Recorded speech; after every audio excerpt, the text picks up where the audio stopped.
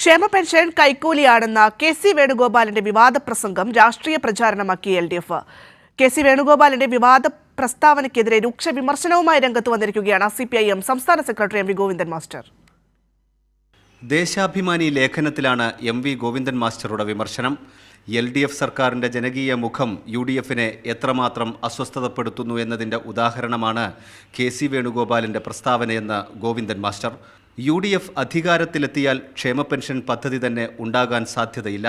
ഇതാണ് K C. വേണുഗോപാലിൻ്റെയും UDF നേതാക്കളുടെയും പ്രസ്താവനയിൽ നിന്ന് വായിച്ചെടുക്കേണ്ടതെന്നും ഗോവിന്ദൻ മാസ്റ്റർ പറയുന്നു.